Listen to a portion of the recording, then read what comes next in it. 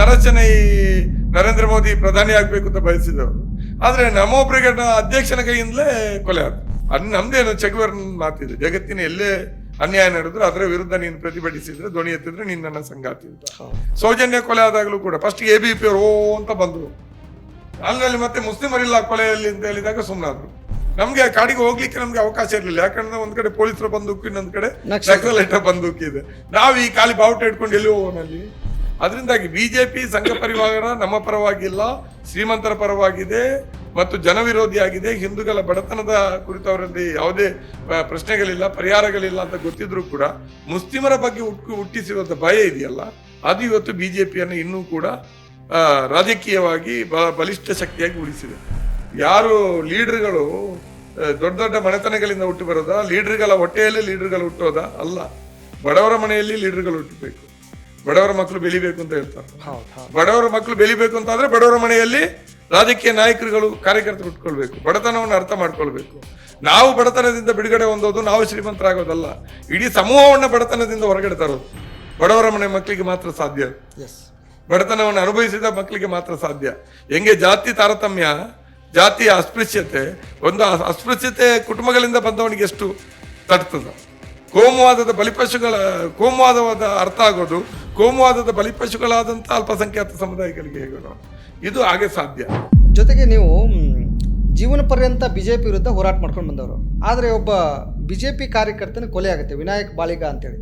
ಅವರು ಕೊಲೆಯ ಪರವಾಗಿ ತುಂಬ ಕೆಲಸ ಮಾಡ್ತೀರಿ, ಅದು ಹೇಗೆ, ಏನು ಕಾರಣ ಅಂತ? ಇಲ್ಲ, ನಾವು ಬಿಜೆಪಿಯನ್ನ ವಿರೋಧ ಮಾಡುವಂತಹದ್ದು ಸೈದ್ಧಾಂತಿಕವಾದಂಥ ವಿರೋಧ, ಅದು ವ್ಯಕ್ತಿಗತವಾದಂಥ ವಿರೋಧ. ಮನುಷ್ಯರನ್ನಂತಲ್ಲ, ಅನ್ಯಾಯಗಳು ಯಾರಿಗಾದ್ರೂ ಕೂಡ ಪ್ರಶ್ನೆ ಮಾಡಬೇಕು. ಬಿಜೆಪಿಯಲ್ಲಿರುವಂತ ಎಲ್ಲರೂ ಕಾರ್ಯಕರ್ತರು ಕೆಟ್ಟರು ಅಂತ ಹೇಳಕ್ಕಾಗತ್ತ? ಬೇರೆ ಬೇರೆ ಕಾರಣಕ್ಕಾಗಿ ಒಂದು ರಾಜಕೀಯವನ್ನ ಅವರು ಫಾಲೋ ಮಾಡ್ಬೋದು. ವಿನಾಯಕ ಬಾಳಿಗ ಒಬ್ಬ ಪ್ರಾಮಾಣಿಕ ವ್ಯಕ್ತಿ, ಆತ RTI ಕಾರ್ಯಕರ್ತ ಕೂಡ ಆಗಿದ್ದ. ಅದರ ಜೊತೆಯಲ್ಲಿ ಎಲ್ಲ ಅನ್ಯಾಯಗಳನ್ನು ಕೂಡ ಪ್ರಶ್ನೆ ಮಾಡ್ತಾ ಇದ್ದ.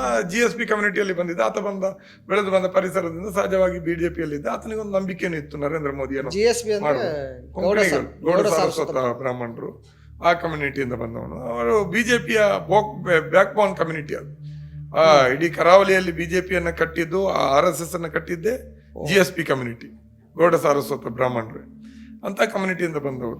ಬಿಜೆಪಿಯಲ್ಲಿ ಆ ಕುಟುಂಬದ ಸಹಜ ಇದರಿಂದ ಅದರಲ್ಲಿ ಬೂತ್ ಮಟ್ಟದ ಕಾರ್ಯಕರ್ತರಾಗಿದ್ರು. ಆದ್ರೆ ಆ ಕೊಲೆ ನಡೆದಾಗ ನಮ್ಗೆ ಅವ್ರಿಗೆ ಗೊತ್ತಿರಲಿಲ್ಲ. ಆದ್ರೆ ಹೆಂಗ್ ಚಿತ್ರಣ ಕೊಟ್ರಂದ್ರೆ ಆತ ತೀರಾ ಬ್ಲಾಕ್ ಮೇಲ್ ಅಂತ, RTI ಕಾರ್ಯಕರ್ತ ಬ್ಲಾಕ್ ಮೇಲ್ ಮಾಡ್ತಾ ಇದ್ದ ಅಂತ. ನಮ್ಗೊಂದು ಸಮಾಧಾನ ಅಂತ ಅನಿಸಿದ್ದು, ಒಬ್ಬ ಹಿಂದೂವಿನ ಕೊಲೆ ಆಯ್ತು ಅಂತಂದಾಗ ಭಯ ಇದ್ದದ್ದೆಲ್ಲೋ ಹಿಂದೂ ಮುಸ್ಲಿಂ ಆಗ್ಬಿಡುತ್ತಂತ. ಅದು ಮುಸಲ್ಮಾನರಲ್ಲ ಅಂತ ಗೊತ್ತಾಯ್ತು. ಆದ್ರೆ ಆತ ಬ್ಲಾಕ್ ಮೇಲ್ ಮಾಡ್ತಾ ಇದ್ದ ಅಂತ ರೀತಿಯಲ್ಲಿ ಚಿತ್ರಣ ಕೊಡ್ಲಿಕ್ಕೆ ನೋಡಿದ್ರು, ಯಾಕಂದ್ರೆ ಯಾರು ಅದರ ಬಗ್ಗೆ ಪ್ರಶ್ನೆ ಮಾಡಬಾರ್ದು ಅಂತ. ಆದ್ರೆ ನಮ್ಗೆ 2-3 ದಿವಸ ಆದ್ಮೇಲೆ ಕೆಲವರು ಆ ಕಮ್ಯುನಿಟಿ ಇಂದವರೇ, ಗೌಡ ಸಾರಸ್ವತ ಬ್ರಾಹ್ಮಣರ ಇದ್ದವರೇ ನಮ್ಮನ್ನ ಪ್ರಧಾನವಾಗಿ ನಮ್ಮ ಪ್ರೊಫೆಸರ್ ನರೇಂದ್ರ ನಾಯ್ಕರನ್ನ ಸಂಪರ್ಕ ಮಾಡಿಕೊಂಡು ಈ ರೀತಿ ಆಗಿದೆ, ಅವ್ರು ದೊಡ್ಡ ದೊಡ್ಡ ಬಿಲ್ಡರ್ಗಳನ್ನ ಲಾಬಿಗಳನ್ನೆಲ್ಲ ಎದುರಾಕೊಂಡಿದ್ದ, ಇವ್ರು ಯಾರೋ ಮಾಡಿರ್ಬೋದು, ಇದು ಮುಚ್ಚಾಕ್ತಾ ಇದ್ದಾರೆ, ಆತನ ಹೆಣ ನೋಡ್ಲಿಕ್ಕೆ ಯಾರು ಬರದ ರೀತಿಯಲ್ಲಿ ಮಾಡಿದ್ದಾರೆ ಅನ್ನೋ ರೀತಿಯೆಲ್ಲ ಹೇಳಿದಾಗ ಅವರು ಕೂಡ ಎಲ್ಲ ನಮ್ಮಂತ ಸಂಘಟನೆಗಳು ಮೀಟಿಂಗ್ ಕರೆದು ಮಾತಾಡಿದಾಗ ನಮ್ಗೆ ಇದು ಏನೋ ಗಂಭೀರ ಇದೆ ಅಂತ ಅನಿಸ್ತು. ಆಮೇಲೆ ನಾವು ಇದನ್ನ ಹೋರಾಟ ಆರಂಭ ಮಾಡಿದ್ವಿ. ವಿನಾಯಕ ಬಾಳಿಗ ಕೊಲೆ ಪ್ರಕರಣ ಬಯಲಿಗೆಳಿಬೇಕು, ಯಾರು ಕೊಲೆ ಮಾಡಿದಂತ ಗೊತ್ತಾಗಬೇಕು, ಬಂಧನ ಮಾಡಬೇಕು ಅಂತ. ಮೊದಲು ಯಾರಂತ ಗೊತ್ತಿರಲಿಲ್ಲ, ರಿಯಲ್ ಎಸ್ಟೇಟ್ ಲಾಬಿ ಇರ್ಬೋದು, ಶಿಕ್ಷಣದ ಮಾಫಿಯಾ ಇರ್ಬೋದು, ಎಲ್ಲರನ್ನ ಎದುರು ಗುತ್ತಿಗೆದಾರರೆಲ್ಲ ಇದ್ರು. ಆದ್ರೆ ಕೊನೆಗೆ ಹೋಗ್ತಾ ಹೋಗ್ತಾ ಗೊತ್ತಾಯ್ತು ಇದು ದೇವಸ್ಥಾನದ ಪ್ರಶ್ನೆ, ಆಸ್ತಿ ವಿಚಾರ, ದೇವಸ್ಥಾನದ ಸಂಪತ್ತಿನ ದುರುಪಯೋಗದ ವಿರುದ್ಧ ಅವತ್ತ ಮಾತಾಡ್ತಾ ಇದ್ರು. ಅದರಲ್ಲಿ ನರೇಶ್ ಚೆನ್ನೈ ಅಂತ, ಈ ಚಕ್ರವರ್ತಿ ಸೂಲಿಬೆಲೆ ನರೇಂದ್ರ ಮೋದಿ ಪ್ರಧಾನಿ ಆಗ್ಬೇಕು ಅನ್ನುವಂಥದ್ದು ಒಂದು ಅವ್ರದ್ದು ಆರಂಭ ಆದಾಗ ಆ ಭಾಗದ ದೊಡ್ಡ ಹೌದು, ಅವರೊಂದು ಇದು ಕಟ್ಟಿದ್ರು ಸಂಘ, ನಮೋ ಬ್ರಿಗೇಡ್, ನರೇಂದ್ರ ಮೋದಿ ಬ್ರಿಗೇಡ್ ಅಂತ. ಇವರು ಸೂಲಿಬೆಲೆ ಮತ್ತು ನರೇಶ್ ಚೆನ್ನೈ ಒಟ್ಟಿಗೆ ಆರಂಭ ಮಾಡಿದ್ರು. ಅದರ ಫೌಂಡರ್ ಪ್ರೆಸಿಡೆಂಟೇ ನರೇಶ್ ಚೆನ್ನೈ. ಸೂಲಿಬೆಲೆ, ಹೌದೌದು, ಸೂಲಿಬೆಲೆ ಕಾರ್ಯದರ್ಶಿ ಏನಾಗಿದ್ದ ಅಂತ ಕಾಣಿಸ್ತದೆ. ನರೇಶ್ ಚೆನ್ನೈ ಅಧ್ಯಕ್ಷ ಆಗಿದ್ರು ಅದರಲ್ಲಿ, ನಮೋ ಬ್ರಿಗೇಡ್ ಅಧ್ಯಕ್ಷರು, ಸ್ಥಾಪಕ. ನರೇಂದ್ರ ಮೋದಿ ಮಂಗಳೂರಿಗೆ ಬಂದಾಗ ಅವರಿಗೆ ಮಂಗಳೂರಿನಲ್ಲಿ ಮೊಮೆಂಟೋ ಕೊಟ್ಟಿದ್ದೆ ನರೇಶ್ ಚೆನ್ನೈ, ಅಷ್ಟು ಪ್ರಭಾವಿ. ಪ್ರಧಾನಿ ನರೇಂದ್ರ ಮೋದಿಯ ನೆಹರು ಮೈದಾನದಲ್ಲಿ ಭೇಟಿಯಾಗಿ ಅಷ್ಟು ಪ್ರಭಾವಿ. ಅಂತವರ ವಿರುದ್ಧ ಇವರು GSP ಸಮುದಾಯದ ದೇವಸ್ಥಾನದ ವಿಚಾರದಲ್ಲಿ ಅಲ್ಲಿ ನಡೆದಂತ ಅಕ್ರಮ ಹಣ ದುರುಪಯೋಗದ ವಿರುದ್ಧ ಮಾತಾಡಿದರು. ಇದರ ಹಿನ್ನೆಲೆಯಲ್ಲಿ ಆಗಿರ್ಬೇಕು ಯಾವ ಅಂದ್ರೆ ದೇವಸ್ಥಾನದಲ್ಲಿ ದೇವರ ದುಡ್ಡನ್ನ ಹೊಡೆಯುವವರ ವಿರುದ್ಧ ವಿನಾಯಕ ಬಾಳಿಗರು ಮಾತಾಡಿದ್ರು. ಹಣಕಾಸಿನ ದುರುಪಯೋಗ ಮಾಡಿದ್ದಾರೆ ದೇವಸ್ಥಾನದ್ದು ಸಂಪತ್ತಿದ್ದು ಅಂತ ಹೇಳಿ ಅದರ ವಿರುದ್ಧ ಮಾತಾಡಿದ್ರು ಅನ್ನೋ ಕಾರಣಕ್ಕಾಗಿಯೂ ಕೂಡ ಕೊಲೆ ನಡೆದಿರ್ಬೋದು ಅನ್ನುವಂಥ ಶುರುವಾಯಿತು. ಅವಾಗ ನಾವು ಯಾರೇ ಇರಲಿ ಕೊಲೆಗಾರರು ಪತ್ತೆ ಆಗಬೇಕು ಹೋರಾಟ ಮಾಡಿದ್ವಿ. ಅದರಿಂದ 2-3-4 ತಿಂಗಳು ಹೋರಾಟ ಮಾಡಿದ ಮೇಲೆ ನರೇಶ್ ಚೆನ್ನೈ ಬಂಧನ ಆಯ್ತು. ಬಹಳಷ್ಟು ಹೋರಾಟ ಮಾಡಿದ್ವಿ. ಇಲ್ಲಿ ನಮಗೆ ಜಾತಿ ಧರ್ಮ ಅಂತ ಅಲ್ಲ, ಮಂಗಳೂರಿನಲ್ಲಿ ಯಾರಿಗೆ ಅನ್ಯಾಯ ಆದ್ರು ಎಲ್ಲ ಜಗತ್ತಿನ ನರೇಶ್ ಆ ಕೊಲೆ ಹಿಂದೆ ಇದ್ರು ಅನ್ನೋದು ಸಾಬೀತಾಯ್ತು. ಈಗ ಆತ ಆರೋಪಿ. ಅದನ್ನು ಕೂಡ ಅವಾಗ ಇನ್ಸ್ಪೆಕ್ಟರ್ ಅವಾಗ ಚಂದ್ರಶೇಖರ್ ಅಂತ ಕಮಿಷನರ್ ಇದ್ರು, ಒಳ್ಳೆ ಆಫೀಸರ್. ಅವರು ಬಂದ್ಮೇಲೆ ಅವರು ನಮ್ಮ ಹೋರಾಟವನ್ನೆಲ್ಲ ಗಮನಿಸಿ ಎಲ್ಲವನ್ನು ನೋಡಿ ಕೊನೆಗೆ ನರೇಶ್ ಚೆನ್ನೈಯನ್ನು ಕೂಡ ತಿಂಗಳುಗಳ ಕಾಲ ಬಂಧನ ಆಗಿರ್ಲಿಲ್ಲ. ಕಾಂಗ್ರೆಸ್ ಸರ್ಕಾರ ಆಗಿದ್ರು ಕೂಡ ಆತನಿಗೆ ರಕ್ಷಣೆ ಇತ್ತು. ಆವಾಗ ರಕ್ಷಣೆ ಇತ್ತು, ಅಷ್ಟು ಪ್ರಭಾವಿ ಇತ್ತು. ಆದ್ರೂ ಕೊನೆಗೆ ನಮ್ಮ ಹೋರಾಟದಿಂದಾಗಿ ಆತ ಬಂಧನ ಆದ, ಆತ ಜೈಲಿಗೆ ಹೋದ. ಈಗಲೂ ಕೂಡ ಕೇಸು ಕೋರ್ಟಲ್ಲಿ ನಡೀತಾ ಇದೆ. ನಮ್ಮ ತಂಡ ಅದನ್ನು ಫಾಲೋಅಪ್ ಕೂಡ ಮಾಡ್ತಾ ಇದೆ. ನಮ್ಗೆ ಇಲ್ಲಿ ಪ್ರಶ್ನೆ ಎನ್ನುವಂಥದ್ದು ಹಿಂದೂ ಮುಸ್ಲಿಂ ಅನ್ನುವಂಥ ಪ್ರಶ್ನೆ ಅಲ್ಲ. ಈ ಹಿಂದೂ ಮುಸ್ಲಿಂ ರಾಜಕಾರಣ, ಭಾವನೆಯ ರಾಜಕಾರಣದ ಹಿಂದೆ ಈ ರೀತಿಯ ಶೋಷಣೆಗಳಿರ್ತವೆ. ತುಂಬಾ ಜನ ಅಮಾಯಕರಾಗಿ ನಂಬಿಡ್ತಾರೆ. ನಮ್ಮ ಪಕ್ಷ, ನಮ್ಮ ಧರ್ಮದ ಪರವಾಗಿರುವವರು, ನಮ್ಮ ಜಾತಿಯ ಪರವಾಗಿರುವವರು, ನಮ್ಮ ಭಾಷೆಯ ಪರವಾಗಿ ಮಾತಾಡುವವರು, ನಮ್ಮ ಜಾತಿಯ ಪರವಾಗಿ ಧರ್ಮದ ಪರ ಹಂಗಿರಲ್ಲ. ಅಲ್ಲಿರುವವರು ಹೆಚ್ಚಿನವರೆಲ್ಲ ಅವರವರ ಹಿತಾಸಕ್ತಿಗಳ ಕೆಲಸ ಮಾಡುವವರು. ಈ ನರೇಶ್ ಚೆನ್ನೈ ನರೇಂದ್ರ ಮೋದಿ ಪ್ರಧಾನಿ ಆಗ್ಬೇಕು ಅಂತ ಬಯಸಿದವರು. ಆದ್ರೆ ನಮೋ ಬ್ರಿಗೇಡ್ ಅಧ್ಯಕ್ಷನ ಕೈಯಿಂದಲೇ ಕೊಲೆ ಆದ, ಸುಪಾರಿ ಕೊಟ್ಟು ಕೊಲೆ ಮಾಡಿಸಿದ್ರು. ನಮ್ಗೆ ಇಲ್ಲಿ ನರೇಶ್ ಚೆನ್ನೈಯ ಕೊಲೆ ನಡೆದಿರೋ ತಪ್ಪು. ಅಲ್ಲಿ ಕೊಲೆ ಆರೋಪಿಗಳು ಪತ್ತೆ ಆಗ್ಬೇಕು. ಯಾರೋ ಕೊಲೆ ಕೂಡ ನಾಳೆ ಬಿಜೆಪಿ, ಅದರಿಂದ ಬಿಜೆಪಿಯಲ್ಲಿದ್ದವರೇ ಕೊಲೆ ಆರೋಪಿಗಳು, ಪ್ರಭಾವಿಗಳು. ಇನ್ಯಾರು ಮಾತಾಡೋರಿಲ್ಲ, ಮುಗ್ದು ಹೋಗತ್ತೆ ಅಂತ ಇತ್ತು. ಅಂತ ಸಂದರ್ಭ ನಾವು ಈ ಅನ್ಯಾಯವನ್ನು ಒಪ್ಪಲ್ಲ ಅಂತ ಹೇಳಿ ನಾವು ದೊಡ್ಡ ಹೋರಾಟ ಮಾಡಿದ್ವಿ, ಪಾದಯಾತ್ರೆಗಳನ್ನ ಮಾಡಿದ್ವಿ, ಧರಣಿಗಳನ್ನ ಮಾಡಿದ್ವಿ. ನಮ್ಮ ನ್ಯಾಷನಲ್ ಲೀಡರ್ ಬೃಂದಾ ಕಾರಟನ್ನು ಕೂಡ ಅಲ್ಲಿ ಕರೆಸಿದ್ವಿ. ಎಲ್ಲ ಮಾಡಿ ಕೊನೆಗೆ ನರೇಶ್ ಚೆನ್ನೈ ಬಂಧನ ಆಗಿ ಇಡೀ ಕೊಲೆಯ ಕತೆ ಹೊರಗಡೆ ಬಂತು. ಇದು ಮಂಗಳೂರಿನಲ್ಲಿ ಒಂದು ಸಂಚಲನ ಸೃಷ್ಟಿಸಿದಂತ ಒಂದು ಹೋರಾಟ. ನಮ್ದೇನು ಚೆಗುವೇರ್ ಮಾತಿದೆ, ಜಗತ್ತಿನ ಎಲ್ಲೇ ಅನ್ಯಾಯ ನಡೆದ್ರು ಅದರ ವಿರುದ್ಧ ನೀನು ಪ್ರತಿಭಟಿಸಿದ್ರೆ, ಧ್ವನಿ ಎತ್ತಿದ್ರೆ ನೀನು ನನ್ನ ಸಂಗಾತಿ ಅಂತ. ಆದ್ರಿಂದ ನಮ್ಗೆ ಅನ್ಯಾಯವನ್ನ ಪ್ರತಿಭಟಿಸುವಾಗ ಪಕ್ಷ, ಜಾತಿ, ಧರ್ಮ ಎಲ್ಲ ನಮ್ಗೆ ಗಡಿಗಳು ನಮ್ಮನ್ನ ಕಟ್ಟಿ ಹಾಕೋದಿಲ್ಲ, ಅಡ್ಡಿ ಆಗೋದಿಲ್ಲ. ಅನ್ಯಾಯ ಅಂತ ಆದ್ರೆ ಅನ್ಯಾಯ ಪ್ರತಿಭಟಿಸ್ತೀವಿ. ಕೊನೆಗೆ ಅವರಿಗೆ ಯಾರು ಇಲ್ಲ ಅಂದ್ರೆ ನಾವು ಗಟ್ಟಿಯಾಗಿ ನಿಲ್ತೀವಿ. ಎಲ್ಲ ಅನ್ಯಾಯಗಳ ವಿರುದ್ಧ ಹೋರಾಟ ಮಾಡ್ಲಿಕ್ಕೆ ಹೋಗಲ್ಲ ನಾವು. ಯಾಕಂದ್ರೆ ಮಾತಾಡುವವರು ಇದ್ರೆ, ಅಲ್ಲಿ ಅವರಿಗೆ ಅವರ ಪರವಾಗಿ ಧ್ವನಿ ಎತ್ತವರು ಇದ್ರೆ ನಾವು ಅದನ್ನು ಗಂಭೀರವಾಗಿ ತಗೊಂಡು, ನಮ್ಗೆ ಪೊಲಿಟಿಕಲ್ ಮೈಲೇಜ್ ಅಲ್ಲ ಇದು. ಯಾರು ಇಲ್ಲ ಅಂತ ಅಂದಾಗ ನಾವು ಅಲ್ಲಿ ಗಟ್ಟಿ ನಿಲ್ತೀವಿ ಅಂತ ತುಂಬಾ ಪ್ರಕರಣದಲ್ಲಿ ಗಟ್ಟಿಯಾಗಿ ನಿಂತಿದ್ದೀವಿ. ರಾಜೇಶ್ ಪೂಜಾರಿ ಅಂತ ಒಬ್ಬ ಬಜರಂಗ ದಳದ ಹತ್ರ ಕೊಲೆ ಆದಾಗ 3 ಜನ ಮುಸ್ಲಿಂ ಹುಡುಗರನ್ನ ಮಂಗಳೂರಿನಲ್ಲಿ, ಅದು ಬಂಟ್ವಾಳ ವಿಧಾನಸಭಾ ಕ್ಷೇತ್ರ ಇತ್ತು ಆವಾಗ, ಮಲ್ಲೂರಿನಲ್ಲಿ ಕತ್ತರಿ ಸಾಣೆ ಹಾಕುವ ಒಬ್ಬ ಹುಡುಗ, ಪಿನಾಯಿಲ್ ಮಾರುವ ಒಬ್ಬ ಹುಡುಗ, 18-19 ವರ್ಷದ ಹುಡುಗರನ್ನ ಪೊಲೀಸರು ಫಿಕ್ಸ್ ಮಾಡಿದ್ರು. ಬಜರಂಗ ದಳದವರು ಹೇಳಿದ್ರು, ಅವೇನು ಪಾರ್ಲಿಮೆಂಟ್ ಇಲೆಕ್ಷನ್ ಹತ್ರ ಬಂದಿತ್ತು, ಇದೇ ನರೇಂದ್ರ ಮೋದಿ ಅದೇ ಟೈಮ್ 2013-14 ಕೊಲೆ ಆಗಿತ್ತು. ನೀವು ರಾಜೇಶ್ ಪೂಜಾರಿ ಕೊಲೆ, ಆತ ಒಬ್ಬ PFI ಕಾರ್ಯಕರ್ತನನ್ನು ಕೊಲೆ ಮಾಡಿದ ಆರೋಪಿ ರಾಜೇಶ್ ಪೂಜಾರಿ. ಬಂಟ್ವಾಳದಲ್ಲಿ ಕೆಳಗಡೆಪೇಟೆಯಲ್ಲಿ ಒಬ್ಬ ರಿಕ್ಷಾ ಚಾಲಕನನ್ನ ಕೊಲೆ ಮಾಡಿದ್ರು, PFI KFD ಕಾರ್ಯಕರ್ತನನ್ನ ಆರೋಪಿ. ಈತನ ಕೊಲೆ ಯಾರೋ ಮಾಡಿದ್ರು. ಇವರು ಸಂಘ ಪರಿವಾರದವರು ಬಂದು ನೀವು 24-48 ಗಂಟೆಯಲ್ಲಿ ಬಂಧನ ಮಾಡಲಿಲ್ಲ ಅಂದ್ರೆ ಇಡೀ ಮಂಗಳೂರಿಗೆ ಬೆಂಕಿ ಹಚ್ತೀವಿ ಅಂತ ಹೇಳಿದ್ರು. ಇಲೆಕ್ಷನ್ ಬೇರೆ ಇದೆ. ಪೊಲೀಸರು ಯಾರನ್ನ 3 ಜನರನ್ನ ಬಂಧನ ಮಾಡಿ ನೋಡಿ ಬಂಧಿಸಿದ್ವಿ. ನಾವು ಆಯ್ತಲ್ಲ ಮುಗೀತಾ ಅಂತ ತಿಳ್ಕೊಂಡ್ವಿ. ಮತ್ತೆ ನೋಡಿದ್ರೆ ಅವ್ರು ಇನ್ನೋಸೆಂಟ್. ಕೊಲೆ ಆಗುವಾಗ ಮನೆಯಲ್ಲೇ ಇದ್ದಾರೆ, ಕತ್ತರಿ ಸಾಣೆ ಹಾಕೋನು, ಪಿನಾಯಿಲ್ ಹಾಕೋನು, ಇಂಥ ಒಂದು ಹೈ ಇದು. ಮತ್ತೆ ಯಾರ ತೆಂಗಿನ ಮರಕ್ಕೆ ಹೋಗಿ ತೆಂಗಿನಕಾಯಿ ಕೀಲುವವನು ಎಲ್ಲ ಆರೋಪಿ.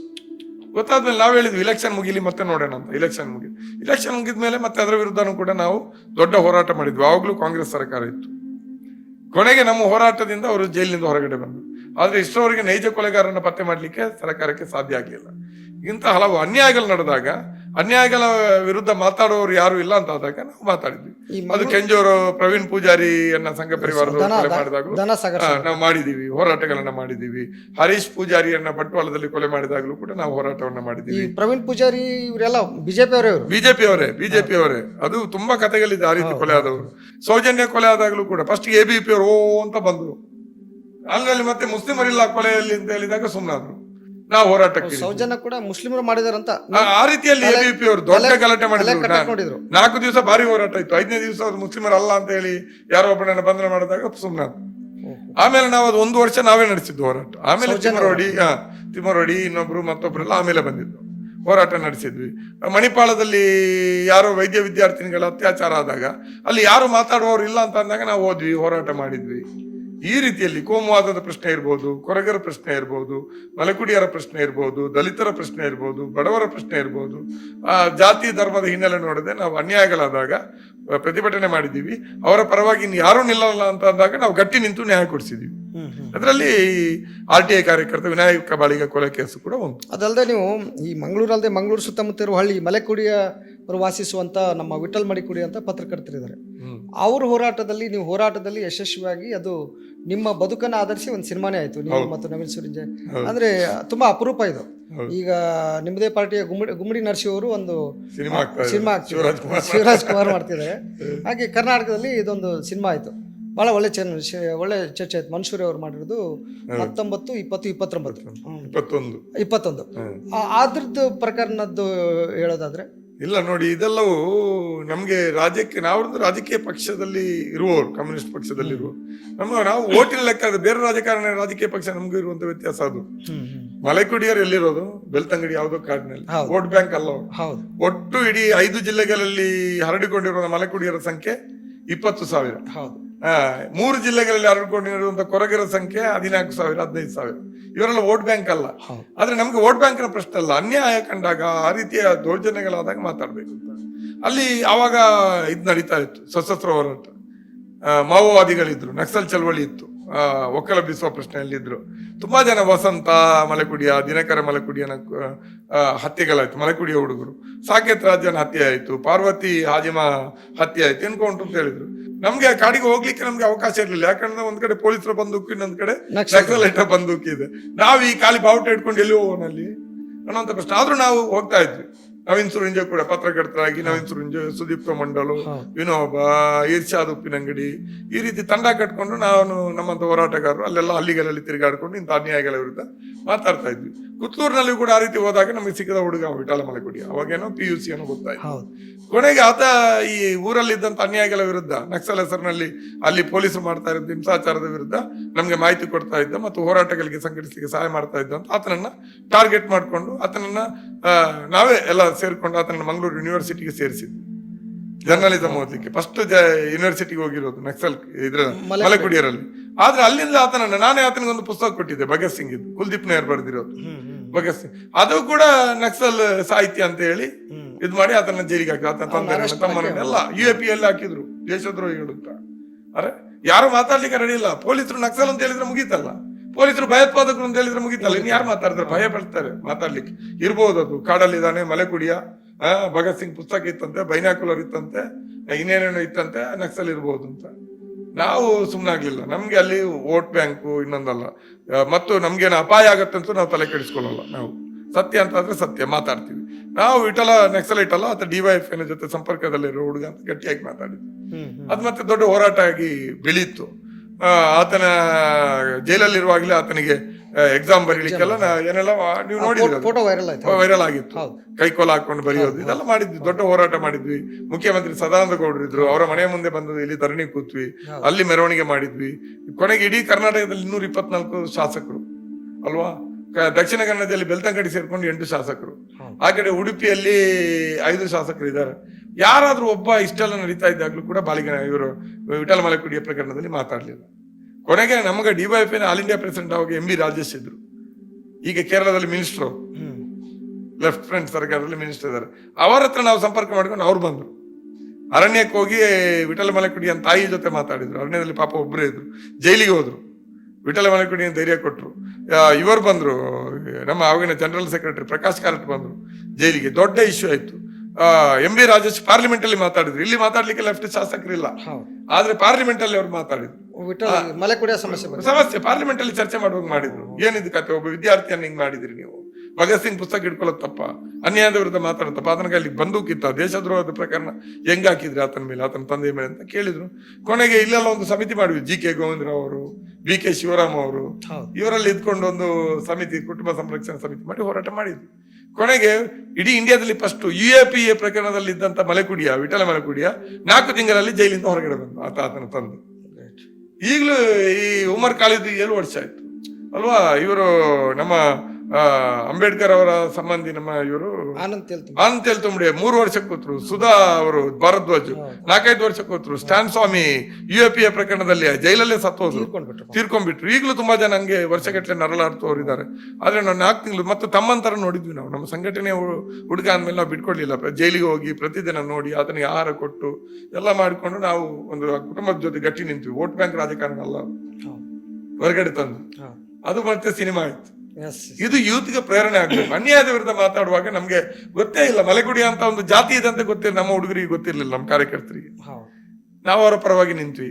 ಕೊರಗರ ಸಂಖ್ಯೆ ವೇಗವಾಗಿ ಇಳಿತಾ ಇದೆ, ನಶಿಸ್ತಾ ಇರುವಂತ ಬುಡಕಟ್ಟು. ಅವರಿಂದ ಏನಾಗ್ಬೇಕಿದೆ, ಅವರ ಪರವಾಗಿ ನಿಂತು ಹೋರಾಟ ಮಾಡ್ತಾ ಇದ್ದೀವಿ. ಮಂಗಳೂರಿನಲ್ಲಿ ಈ ರೀತಿ ದಮನಿತಕ್ಕೊಳಗಾದವರ ಪರವಾಗಿ ನಾವು ಮಂಗಳೂರಿನಲ್ಲಿ ಹೋರಾಟವನ್ನು ಚಾಲ್ತಿಯಲ್ಲಿ ಇಟ್ಟಿದ್ದೀವಿ. ಅದು ಯೂತ್ಗೆ ಪ್ರೇರಣೆ ಆಗ್ಬೇಕು ಅನ್ನೋದು ನಮ್ಮ ಆಸೆ. ಚುನಾವಣೆಯಲ್ಲಿ ಗೆಲ್ಬೇಕು ಅಂತಲ್ಲ. ಇದು ನೀವು ಪದೇ ಪದೇ ಹೇಳ್ತಾ ಇದ್ದೀರಿ, ಇದು ವೋಟ್ ಬ್ಯಾಂಕ್ ಆಗಿ ಮಾಡ್ತಾ ಇಲ್ಲ, ವೋಟ್ ಬ್ಯಾಂಕ್ ಆಗಿ ಮಾಡ್ತಾ ಇಲ್ಲ.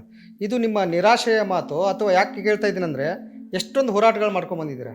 ಈ ಹೋರಾಟಗಳು ಯಾವೂ ಕೂಡ ನಿಮ್ಗೆ ವೋಟ್ಗಳಾಗಿ ಕನ್ವರ್ಟ್ ಆಗ್ತಿಲ್ಲ. ಯಾಕೆ ಇಷ್ಟೆಲ್ಲ ನೀವು ಜನಪರವಾಗಿ ಹೋರಾಟ ಮಾಡಿ ಯಶಸ್ವಿ ಆಗ್ತಾಯಿದ್ರು, ಹೋರಾಟದಲ್ಲಿ ಯಶಸ್ವಿ ಆಗ್ತಿದ್ರು ಕೂಡ ಜನರು ಯಾಕೆ ನಿಮ್ಗೆ ವೋಟ್ ಆಗ್ತಿಲ್ಲ? ಇಲ್ಲ, ಇದೊಂದು ದೊಡ್ಡ ಸವಾಲು, ಸಂಕೀರ್ಣ ಸಬ್ಜೆಕ್ಟ್. ಹಾಗಂತ ಅದು ನಿರಾಶೆ ಹತಾಶೆಯ ಪ್ರಶ್ನೆ ಇಲ್ಲ. ಈಗಿನ ವ್ಯವಸ್ಥೆ ಹಂಗಿದೆ. ನಮ್ಮಿಂದ ದೊಡ್ಡ ರೀತಿಯಲ್ಲಿ ಈ ರೀತಿ ಸಂತ್ರಸ್ತರು ಸಹಾಯ ಪಡೆದವರೇ ಬಿಜೆಪಿ ಓಟ್ ಹಾಕೋರಿದ್ದಾರೆ. ಆ ನಂತರನೂ ಕೂಡ ಈಗ ನೆರಿ ಅನ್ನುವಂಥ ಊರಲ್ಲಿ ಸುಂದರ ಮಲೆಕುಡಿ ಅನ್ನುವಂಥ ಒಬ್ಬ ವ್ಯಕ್ತಿ, ಮಲೆಕುಡಿಯನ್ನ ಆದಿವಾಸಿಯನ್ನ, ಅಲ್ಲಿ ಲ್ಯಾಂಡ್ ಲಾರ್ಡ್ಸ್ ಭೂಮಾಲಕರು ಮರ ಕತ್ತರಿಸುವಂತ ಈ ಗರಗಸೆ ಇದೆಯಲ್ಲ, ಅದರಲ್ಲಿ ಕೈ ಬೆರಳುಗಳನ್ನ ಕಟ್ ಮಾಡಿದ್ರಲ್ಲ. ಸುಂದರ ಮಲೆಕುಡಿ ಎಷ್ಟು ದೊಡ್ಡ ಹೋರಾಟ ಮಾಡಿದ್ವಿ. ಸೀತಾರಾಮ್ ಯೆಚೂರಿ ಬಂದ್ರು ಮಂಗಳೂರಿಗೆ, ಫೈಟ್ ಮಾಡಿದ್ವಿ ನಾವು, ಹೋರಾಟ ಮಾಡಿದ್ವಿ. ಆ ಊರಲ್ಲಿ ಮಲೆಕುಡಿಯ ಕಾಲೋನಿಯಲ್ಲಿ ವೋಟ್ ಯಾರಿಗೆ ಹಾಕ್ತಾರೆ? ಬಿಜೆಪಿ. ಇಂಥ ತುಂಬಾ ಈಗ ಜೋಕಟ್ಟೆ MRP ವಿರುದ್ಧ ಹೋರಾಟ ಮಾಡಿದ್ವಿ, ಯಾರಿಗೆ ವೋಟ್ ಹಾಕ್ತಾರೆ? ನಾವು ಅದು ನಿರಾಸೆ ಇರ್ಬೋದು, ಇಲ್ಲ ಅಂತ ಹೇಳಲ್ಲ. ಆದ್ರೆ ನಿರಾಶೆಗೊಳಗಾಗಿಲ್ಲ ನಾವು. ಅದೇ ಹಾಗಂತ ಹೇಳಿ ಅದು ಆ ಕಾಲ ಬರುವವರೆಗೆ ನಾವು ಕಾಯ್ಬೇಕಾಗುತ್ತೆ. ರಾಜಕೀಯ ಪ್ರಜ್ಞೆ ಬರುವವರೆಗೆ ಕಾಯ್ಬೇಕಾಗುತ್ತೆ. ಪಕ್ಕದಲ್ಲೇ ಕೇರಳ ಇದೆ.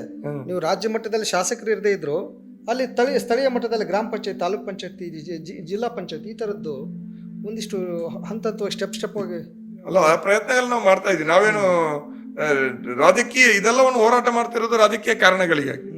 ರಾಜಕೀಯ ಬಿಟ್ಟು ಈ ಎಲ್ಲ ಸಮಸ್ಯೆಗಳಿಲ್ಲ. ಈ ಸಮಸ್ಯೆಗಳಿಗೆ ಪರಿಹಾರವೂ ಕೂಡ ರಾಜಕೀಯ ಬಿಟ್ಟು ಸಿಗಲ್ಲ. ಎಲ್ಲದಕ್ಕೂ ರಾಜಕೀಯದ ಸಂಬಂಧ ಇದೆ. ವಿಠಲ ಮಲೆಕುಡಿಯ ಜೈಲಿಗೆ ಹೋದಕ್ಕೂ ರಾಜಕೀಯ ಸಂಬಂಧ ಇದೆ. MRP ಎಲ್ಲ ಮಾಲಿನ್ಯದ ಹಿಂದೆನೂ ಕೂಡ ಒಂದು ರಾಜಕಾರಣ ಇದೆ.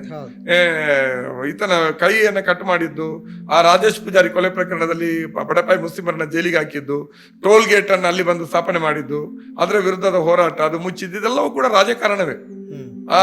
ಈ ರಾಜಕಾರಣ ಜನರ ರಾಜಕಾರಣ. ನಾವು ನಿಂತು ಮಾಡ್ತಾ ಇರೋದು ಜನರ ರಾಜಕಾರಣ. ಈ ಜನರ ರಾಜಕಾರಣ ಗೆದ್ದಾಗ ಈ ಎಲ್ಲ ಸಮಸ್ಯೆಗಳು ಶಾಶ್ವತವಾಗಿ ಹಿಮ್ಮೆಟ್ಟಬಹುದು ಅನ್ನುವಂಥದ್ದು ನಂಬಿಕೆ. ಹಾಗೆ ಹಿಮ್ಮೆಟ್ಲಿಕ್ಕೆ ನಾವು ಅಧಿಕಾರಕ್ಕೆ ಬರ್ಬೇಕಾಗತ್ತೆ, ಗೆಲ್ಬೇಕಾಗತ್ತೆ. ಗೆದ್ದ ಮೇಲೆ ಇದನ್ನೆಲ್ಲ ಮಾಡ್ತೀವಿ ಅಂತ ಹೇಳಕ್ಕಾಗಲ್ಲ. ನಾವು ಕಮ್ಯುನಿಸ್ಟರಾಗಿ, ಎಡಪಂಥೀಯರಾಗಿ, ಸಾಮಾಜಿಕ ಕಳಕಳಿ ಈಗ ನಮ್ಗೆ ಏನ್ ತೆಗೆದುಕೊಡ್ಲಿಕ್ಕಾಗತ್ತೆ ಅಂತ ತೆಗೆದುಕೊಡ್ಬೇಕು. ಟೋಲ್ ಗೇಟ್ ಹೋರಾಟಗಳು ಬಿಡಿ ಸರ್, ಮಲೆಕುಡಿಯರ ಹೋರಾಟದ ಪ್ರಶ್ನೆ ಇರಲಿ. MRP ದಕ್ಷಿಣ ಕನ್ನಡ ಜಿಲ್ಲೆಯಲ್ಲಿ ಕರಾವಳಿಯಲ್ಲಿ ಕಮ್ಯುನಿಸ್ಟರು ಬಡವರ ಪರವಾಗಿ ನಿಂತು ಮಾಡಿದ ಹೋರಾಟಗಳು ಕಡಿಮೆನಾ?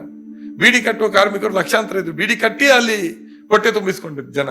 ಅವರಿಗೆ ಬೋನಸ್ ಯಾರು ಕೊಡಿಸಿದ್ದು? PF ಯಾರು ಕೊಡಿಸಿದ್ದು? ಅವರಿಗೆ ಪೆನ್ಷನ್ ಯಾರು ಕೊಡಿಸಿದ್ದು? ಬೀಡಿ ಕಟ್ಟುವವರು ಮನೆಗಳಲ್ಲಿ ಸ್ವಾತಂತ್ರ್ಯ ಪೂರ್ವದಿಂದ ಹೋರಾಟ ಮಾಡ್ಕೊಂಡ್ ಬಂದಿದ್ದಾರೆ ಅಲ್ವಾ? ಅಲ್ಲಿ ಭೂ ಸುಧಾರಣೆ ಕಾಯ್ದೆ ಅತ್ಯಂತ ಹೆಚ್ಚು ಪರಿಣಾಮಕಾರಿಯಾಗಿ ಜಾರಿಯಾಗಿದೆ ಎಲ್ಲಿ? ಕೋಸ್ಟಲ್ ಕರ್ನಾಟಕ ಅಲ್ವಾ? ನಿಮ್ ಕಡೆ ಆಗಿದೆಯಾ? ಇಲ್ಲ. ಅದನ್ನ ಯಾರು ಹೋರಾಟ ಕಟ್ಟಿದ್ಯಾರು? ಭೂ ಸುಧಾರಣೆ ಬಂದಾಗ ಅದನ್ನು ಜಾರಿ ಮಾಡಿಸಿದ್ಯಾರು? ಕಮ್ಯುನಿಸ್ಟ್ ಅಲ್ವಾ? ಭೂಮಿ ಕೊಡಿಸಿದ್ದು ಕೆಳಜಾತಿಗಳಿಗೆ, ಗೇಣಿದಾರರಿಗೆ ಅಲ್ವಾ? ಅಲ್ಲಿರುವಂತಹ ಹಂಚಿನ ಫ್ಯಾಕ್ಟರಿಗಳಲ್ಲಿ ಜೀತದಾರಗಳ ತರ ದುಡಿತಾ ಇದ್ದಂತ ಕಾರ್ಮಿಕರಿಗೆ ಸ್ವಾತಂತ್ರ್ಯ ಪೂರ್ವದಲ್ಲೇ MH ಕೃಷ್ಣಪ್ಪರು, BV ಕಕ್ಕಿಲ್ಲಾಯರು, ಕೃಷ್ಣ ಶೆಟ್ಟರೆಲ್ಲ ನಡೆಸಿದಂತ ಹೋರಾಟದಿಂದ ಅಲ್ವಾ ಸಿಂಸನ್ ಸೋನು, ಶಾಂತಾರಾಮ್ ಪೈಗಳು ಹೋರಾಟ ಮಾಡಿ ಅಲ್ವಾ ಅವ್ರಿಗೆ ಸವಲತ್ತು ತಿಳಿಸಿಕೊಟ್ಟಿದ್ದು. ಇಷ್ಟೆಲ್ಲ ಮಾಡಿದ್ವಿ.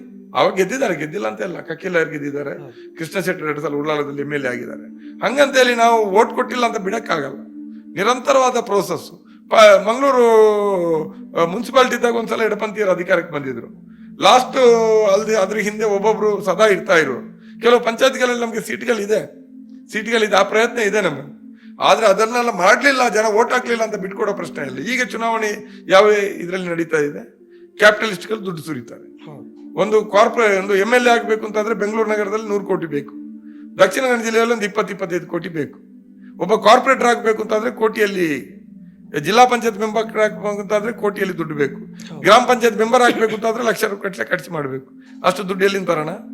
ಅಷ್ಟು ದುಡ್ಡು ತಂದ ಮೇಲೆ ನಾವು ಯಾರಿಗೆ ಕಮಿಟ್ ಆಗಬೇಕು? ರಿಯಲ್ ಎಸ್ಟೇಟ್ನವ್ರಿಗೆ ಮಾಡ್ಬೇಕಾ, ಕಮಿಟ್ ಆಗಿರ್ಬೇಕಾ, ಜನರಿಗೆ ಕಮಿಟ್ ಆಗಿರ್ಲಿಕ್ಕಾಗತ್ತ? ಅದರಿಂದಾಗಿ ನಮ್ಗೆ ಗೆಲ್ಲಿಕ್ಕಾಗತ್ತೆ. ರಾಜಿ ಮಾಡ್ಕೊಂಡ್ರೆ ಗೆಲ್ಬಹುದು. ಜಾತಿ ಧರ್ಮದ ರಾಜಕಾರಣ ಮಾಡಿದ್ರೆ ನಾವು ಗೆಲ್ಬಹುದು. ನಾವು ಹಿಂದೂಗಳ ಪರ, ನಾವು ಮುಸ್ಲಿಮರ ಪರ ಅಂತ ಹೇಳ್ಕೊಂಡ್ರೆ ಮುನೀರು ದೊಡ್ಡ ಲೀಡರ್ ಆಗ್ತಾನೆ, ಮುಸ್ಲಿಂ ಲೀಡರ್ ಆಗ್ತಾನೆ, ಇನ್ನೊಂದು ಲೀಡರ್ ಆಗ್ತಾರೆ. ಅದು ಮುಖ್ಯ ಅಲ್ಲ.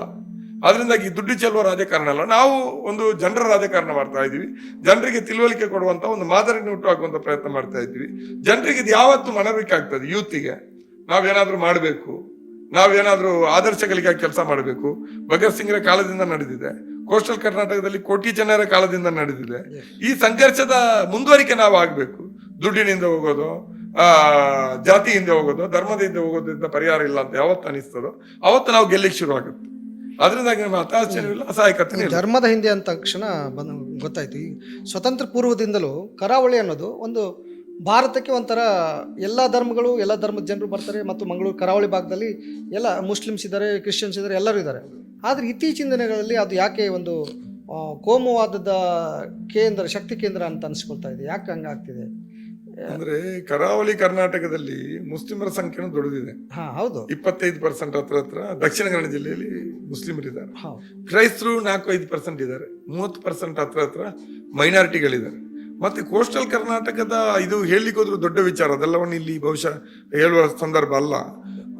ಕೋಸ್ಟಲ್ ಕರ್ನಾಟಕ ಒಂದು ಕಾಲದಲ್ಲಿ ಬಹಳಷ್ಟು ಬಡತನ ಕೂಡ ಇತ್ತು, ಇನ್ನೊಂದು ಕಡೆ ವ್ಯಾಪಾರ ಕೂಡ ಇತ್ತು. ಪೋರ್ಚುಗೀಸರ ಕಾಲ ಮಾತ್ರ ಅಲ್ಲ, ಅದರ ಪೂರ್ವದಲ್ಲೇ ಸಮುದ್ರ ಮಾರ್ಗದಲ್ಲಿ ವ್ಯಾಪಾರಗಳು ನಡೀತಾ ಇತ್ತು.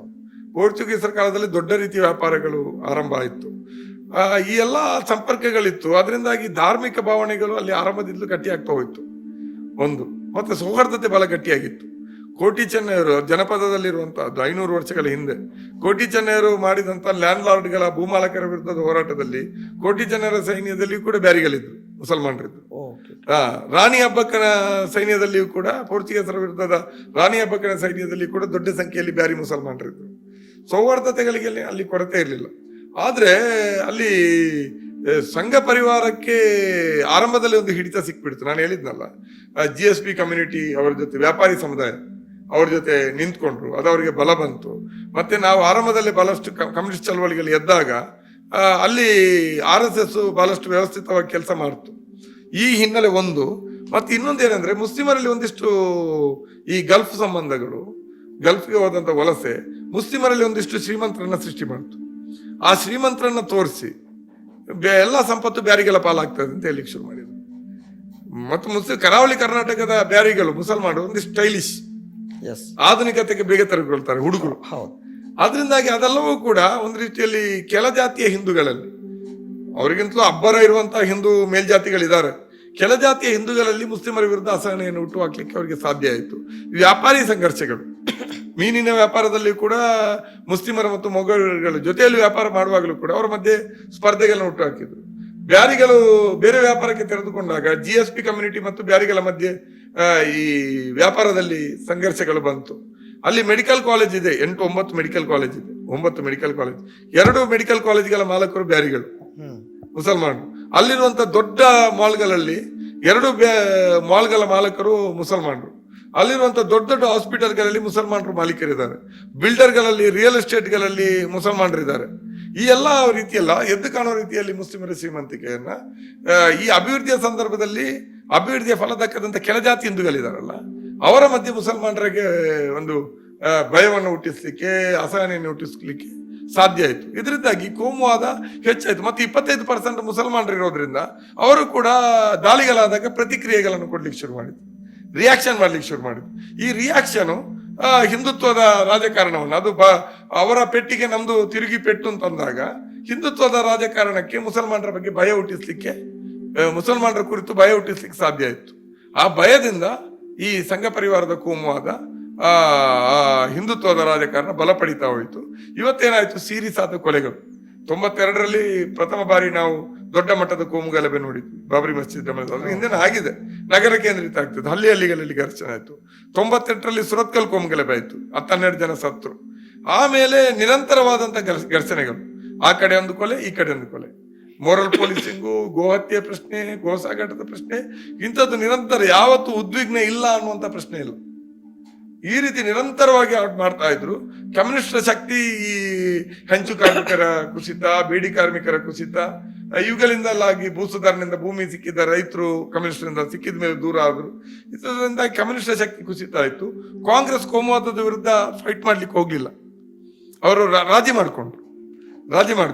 ಇದೆಲ್ಲರಿಂದಾಗಿ ಮುಸ್ಲಿಮರ ಪ್ರತಿರೋಧ ಕೂಡ ಉಟ್ಕೊಳ್ತಲ್ಲ. ಇದೆಲ್ಲವೂ ಕೂಡ ಒಂದು ರೀತಿಯ ಸಂಕೀರ್ಣ ಪರಿಸ್ಥಿತಿಯನ್ನು ಉಂಟು ಮಾಡಿಕೊಂಡು ಈ ಬಿಜೆಪಿಯನ್ನ ಸೋಲಿಲ್ಲದ ಪಕ್ಷವಾಗಿ ಸದ್ಯಕ್ಕೆ ಕರಾವಳಿಯಲ್ಲಿ ಹಿಂದುತ್ವದ ಕೋಮುವಾದ ಇವತ್ತಂದು ನಿಲ್ಲಿಸಿದೆ. ಸೋಲೇ ಇಲ್ಲ ಅಂತ ನಾನು ಹೇಳಲ್ಲ, ಜನರಿಗೆ ಗೊತ್ತಿದೆ ಬಿಜೆಪಿ ಇದ್ದು ಜನವಿರೋಧಿ ರಾಜಕಾರಣ ಅಂತ ಜನರಿಗೆ ಗೊತ್ತಿದೆ. ಬಿಜೆಪಿ ಬಡವರ ಪರವಾಗಿಲ್ಲ, ಹಿಂದೂಗಳ ಪರವಾಗಿಯೂ ಇಲ್ಲ ಅಂತ ಅಲ್ಲಿಯ ಸಾಮಾನ್ಯ ಹಿಂದೂಗಳಿಗೆ ಗೊತ್ತಿದೆ. ಅವರು ಉದ್ಯೋಗದ ಪ್ರಶ್ನೆಯ ಬಗ್ಗೆ ಮಾತಾಡಲ್ಲ, ವಸತಿಯ ಪ್ರಶ್ನೆಯ ಬಗ್ಗೆ ಮಾತಾಡಲ್ಲ, ಸಾರ್ವಜನಿಕ ಆರೋಗ್ಯ ಸೇವೆ, ಬಡವರ ಚಿಕಿತ್ಸೆಯ ಬಗ್ಗೆ ಮಾತಾಡಲ್ಲ, ಉದ್ಯೋಗದ ಸ್ಥಳೀಯರಿಗೆ ಉದ್ಯೋಗ ನಿರಾಕರಣೆಯ ಬಗ್ಗೆ ಮಾತಾಡಲ್ಲ, ವಲಸೆ ಹೋಗ್ತಾ ಇರುವಂತಹ ತುಳುನಾಡಿನ ಯೋಜನರ ಬಗ್ಗೆ ಮಾತಾಡಲ್ಲ. ಎಲ್ಲ ಗೊತ್ತಿದೆ. ಆದ್ರೆ ಗೊತ್ತಿದ್ರೂ ಕೂಡ ಮುಸ್ಲಿಮರ ಬಗ್ಗೆ ಇರುವಂತ ಭಯ ಇದೆಯಲ್ಲ, ಮುಸ್ಲಿಮರು ಕೂಡ ಪ್ರತಿರೋಧವನ್ನು ತೋರಿ ಎರಡೂ ಕಡೆ ಕೊಲೆಗಳಾಗಿದೆ. ಇತ್ತೀಚೆಗೆ ನೀವು ನೋಡಿರ್ಬೋದು, ಫಾಜಿಲ್ ಕೊಲೆ ಆಗುವಂತ ಸಂದರ್ಭದಲ್ಲಿಯೂ ಕೂಡ ಇನ್ನೇನ ಆಯ್ತು, ಅದು ಶರತ್ ಮಡಿವಾಳ ಕೊಲೆ, ಅಶ್ರಫ್ ಕೊಲೆ ಆದಾಗ ಶರತ್ ಮಡಿವಾಳ ಕೊಲೆ ಆಯ್ತು. ಮೊನ್ನೆ ರೆಹಮಾನ್ ಕೊಲೆ ಟೈಮಲ್ಲೇ ಫಾಜಿಲ್ ಕೊಲೆ ಆಯ್ತು, ಅಶ್ರಫ್ ವೈನಾಡ್ ಕೊಲೆ ಟೈಮಲ್ಲೇ. ಈ ರೀತಿಯಲ್ಲಿ ಕೊಲೆಗಳು ಆ ಕಡೆ ಈ ಕಡೆ ನಡೆದಾಗ ಇದೆಲ್ಲವೂ ಕೂಡ ಹಿಂದೂಗಳಲ್ಲಿ ಭಯವನ್ನ, ಮುಸ್ಲಿಮರ ಬಗ್ಗೆ ಭಯವನ್ನ ಹಂಗೆ ಜೀವಂತ ಇರಿಸಲಿಕ್ಕೆ ಸಂಘ ಪರಿವಾರಕ್ಕೆ ಸಾಧ್ಯ ಆಯ್ತು. ಅದರಿಂದಾಗಿ ಬಿಜೆಪಿ ಸಂಘ ಪರಿವಾರ ನಮ್ಮ ಪರವಾಗಿಲ್ಲ, ಶ್ರೀಮಂತರ ಪರವಾಗಿದೆ ಮತ್ತು ಜನವಿರೋಧಿಯಾಗಿದೆ. ಹಿಂದೂಗಳ ಬಡತನದ ಕುರಿತವರಲ್ಲಿ ಯಾವುದೇ ಪ್ರಶ್ನೆಗಳಿಲ್ಲ, ಪರಿಹಾರಗಳಿಲ್ಲ ಅಂತ ಗೊತ್ತಿದ್ರು ಕೂಡ ಮುಸ್ಲಿಮರ ಬಗ್ಗೆ ಹುಟ್ಟಿಸಿರುವಂತ ಭಯ ಇದೆಯಲ್ಲ, ಅದು ಇವತ್ತು ಬಿಜೆಪಿಯನ್ನು ಇನ್ನೂ ಕೂಡ ರಾಜಕೀಯವಾಗಿ ಬಲಿಷ್ಠ ಶಕ್ತಿಯಾಗಿ ಉಳಿಸಿದೆ. ಈ ಸವಾಲಿದೆ. ಬಹುಶಃ ಅದ್ರ ಬಗ್ಗೆ ಮಾತಾಡ್ಲಿಕ್ಕೆ ಹೋದ್ರೆ 1-2 ಗಂಟೆ ಮಾತಾಡ್ಬೋದು.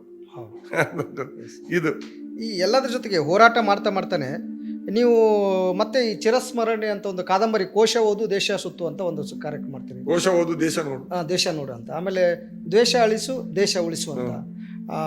ಈ ಥರದ್ದು ತೇಜಸ್ವಿ ಅವ್ರ ಪುಸ್ತಕ ಆಗಿರ್ಬೋದು, ಚಿರಸ್ಮರಣೆ ಕಾದಂಬರಿ, ಇಂಥದ್ರ ಜೊತೆಗೆ ಮತ್ತೆ ಜನನುಡಿ ಅಂತ ದೊಡ್ಡ ದೊಡ್ಡ ಸಾಹಿತ್ಯದ ಪ್ರತಿರೋಧದ ಸಮಾವೇಶಗಳಾಗಿರ್ಬೋದು.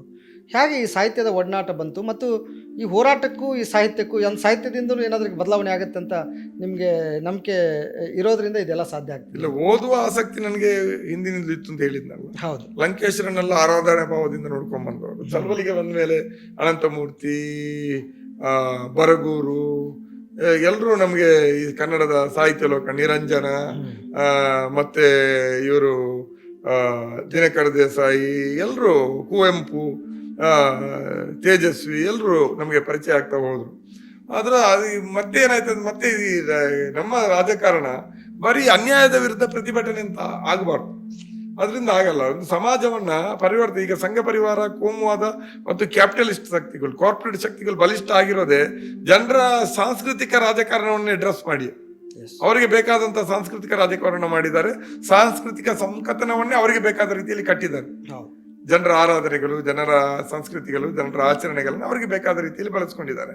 ಆವಾಗ ನಾವು ಸಮಾಜದಲ್ಲಿ ಪರಿವರ್ತನೆ ಬರಬೇಕು. ನಾವು ಕೇವಲ ಅನ್ಯಾಯ ನಡೆದಿದ್ದ ಅದನ್ನು ಪ್ರತಿಭಟಿಸಬೇಕು, ನ್ಯಾಯ ಕೊಡಬೇಕು ಅಂತ ಅಷ್ಟೇ ಅಲ್ಲ ನಮ್ಮ ಉದ್ದೇಶ. ಸಮಾಜ ಜನರಿಗೆ, ಮನುಷ್ಯರಿಗೆ ಬದುಕಲಿಕ್ಕೆ ಸಹ್ಯವಾಗಿ ಉಳಿಬೇಕು. ಮನುಷ್ಯ ಒಬ್ಬ ಹುಟ್ಟಿನ ಕಾರಣಕ್ಕಾಗಿ ಇನ್ನೊಬ್ಬ ಮನುಷ್ಯರನ್ನು ದ್ವೇಷಿಸಬಾರ್ದು. ಮನುಷ್ಯರಿಂದ ಮನುಷ್ಯರ ಶೋಷಣೆ ಇಲ್ಲದಂತ ಸಮಾಜ ನಿರ್ಮಾಣ ಆಗ್ಬೇಕು ಅಂತ ನಮ್ಮ ಕನಸು. ಆ ಕನಸನ್ನ ನಾವು ನಿಜ ಮಾಡ್ಬೇಕು ಅಂತಂದ್ರೆ ಎಲ್ಲಾ ರೀತಿಯಲ್ಲಿ ಕೆಲಸ ಮಾಡ್ಬೇಕು. ಸಾಂಸ್ಕೃತಿಕವಾಗಿ, ಸಾಹಿತ್ಯವಾಗಿ. ನಾವು ಒಬ್ಬೊಬ್ರು ಮಾಡುವಂತ ಹೋರಾಟ ಅಲ್ಲಲ್ಲ, ಜನರಿಗೆ ಓದುವ ಅಭಿರುಚಿಯನ್ನು ಹುಟ್ಟಿಸ್ಬೇಕು ಮತ್ತು ಒಳ್ಳೆಯ ಸಾಹಿತ್ಯವನ್ನು ಅವ್ರಿಗೆ ಕೊಡಬೇಕು ಅಂತ.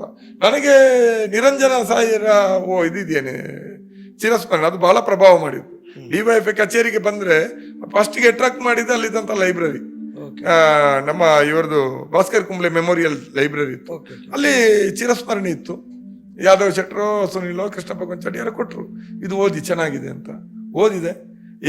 ಇವ್ರದ್ದು EMS ನಂಬೂದ್ರಿಪಾಡ್ ಅವರದ್ದು ಆತ್ಮಕಥೆ ಓದಿದೆ. ಸುರ್ಜಿತ್ ಸಿಂಗ್ ಅವರ ಆತ್ಮಕಥೆ ಓದಿದೆ. ಉಚಲ್ಯ ದಲಿತ ಆತ್ಮಕಥೆ ಓದಿದೆ. ಮತ್ತೆ ಇನ್ನೊಂದು 2-3 ಅಕ್ರಮ ಸಂತಾನ ಓದಿದೆ. ಇವರದ್ದು ಸಿದ್ಧಲಿಂಗಯ್ಯನವರ ಊರುಕೇರಿ ಓದಿದೆ. ಮಾಲಗಿತ್ತಿ ಅವರ ಗೌರ್ಮೆಂಟ್ ಬ್ರಾಹ್ಮಣ ಓದಿದೆ. ನಮ್ಮಲ್ಲಿ ಕೃಷ್ಣಪ್ಪ ಕೊಂಚಾಡಿ ಅಂತ ಇದ್ದಾರೆ, ಅವರೆಲ್ಲಾ ಕಡೆ ಪುಸ್ತಕ ತಗೊಂಡೋಗಿ ಮಾರಾಟ ಮಾಡೋರು. LIC ಯಲ್ಲಿದ್ದಾರೆ ನಮ್ಮ ಲೀಡ್ರು. ಅವರ ಹೋಗುವಾಗ ನಾನೆಲ್ಲ ಆರಂಭದಲ್ಲಿ ಬಾ ಅಂತ ಹೇಳಿ ಅವರು LIC ಸಮಾವೇಶಗಳು ಅದೆಲ್ಲ ಮಾಡಿ ಕರ್ಕೊಂಡು ಹೋಗಿ 2 ದಿವಸ ಎಲ್ಲ ಅಲ್ಲಿ ಪುಸ್ತಕದ ಸ್ಟಾಲಲ್ಲಿ ಕೂರೋನಲ್ಲ ಅಲ್ಲೆಲ್ಲ ತಗೊಂಡು ಓದ್ತಾ ಇದ್ದೆ, ಲೈಬ್ರರಿಯಲ್ಲಿ ಓದ್ತಾ ಇದ್ದೆ. ಈ ದಲಿತ ಆತ್ಮಕಥೆಗಳು ಮತ್ತೆ ಈ ಕಮ್ಯುನಿಸ್ಟ್ ಆತ್ಮಕಥೆಗಳು, ನಿರಂಜನರ ಇದು ಚಿರಸ್ಮರಣೆ ಇದು ಬಹಳ ಪ್ರಭಾವ ಬೀರ್ತು. ಇದು ನನಗೆ ಬಹಳಷ್ಟು ಹೇಳ್ಕೊಡ್ತು. ನಾನು ಕಲ್ತದ್ದು ಅಲ್ಲಿ 8ನೇ ಕ್ಲಾಸ್ ಬಿಟ್ಟು ಎಲ್ಲಿ ಕಲಿತೆ ಅಂದ್ರೆ ಸಕಲೇಶ್ಪುರದ ಲೈನ್ಮನೆ ನೋಡಿ ಕಲಿತೆ, ನಿಮ್ಮಲ್ಲಿ ಹಳ್ಳಿಗಳಲ್ಲಿ ದಲಿತರ ಕೇರಿ ದೇವದಾಸಿಯರ ಬದುಕನ್ನು ನೋಡಿ ಕಲಿತೆ, ಮತ್ತೆ ಈ ಓದಿನ ಮೂಲಕ ನಾನು ಕಲಿತೆ. ಇದನ್ನ ಈ ರೀತಿ ಓದಿನಿಂದಲೇ ಪರಿವರ್ತನೆ ಸಾಧ್ಯ ಅಂತ ನನಗೆ ಅನಿಸಿ. ಅದಕ್ಕೆ ಎಲ್ಲರೂ ಓದಬೇಕು, ಅನ್ಯಾಯವನ್ನು ಪ್ರತಿಭಟಿಸ ಒಂದು ದೊಡ್ಡ ಯುವ ಸಮೂಹವೇ ಈ ಚಳವಳಿಗಳಿಗೆ ಬರಬೇಕು ಅಂತಂದ್ರೆ ಜನಪರ ಚಳವಳಿಗೆ ಓದಬೇಕು ಅಂತ. ಅದಕ್ಕಾಗಿ ನಾವು ತುಂಬಾ ಜನ ನಮ್ಮ ಮಂಗಳೂರಿನಲ್ಲಿ ನವೀನ್ ಸೂರಿಂಜಿ ಅವರಲ್ಲಿ ಇದಾರಲ್ಲ, ಇವರನ್ನು ನಾನು ನಿರಂಜನ ಪುಸ್ತಕ ಕೊಟ್ಟು ಇದು ಓದಿ ಅಂತ ಹೇಳಿ ಆಮೇಲೆ ಅವರನ್ನು ಕೂಡ ನಾನು ಇಲ್ಲಿ ಕರ್ಕೊಂಡು ಹೋಗಿದ್ದೆ, ಕೈಯೂರಿಗೆ ಪತ್ರಕರ್ತರನ್ನ ಕರ್ಕೊಂಡು ಹೋಗಿದ್ದೆ, ವಿದ್ಯಾರ್ಥಿಗಳನ್ನ ಕರ್ಕೊಂಡು ಹೋಗಿದ್ದೆ.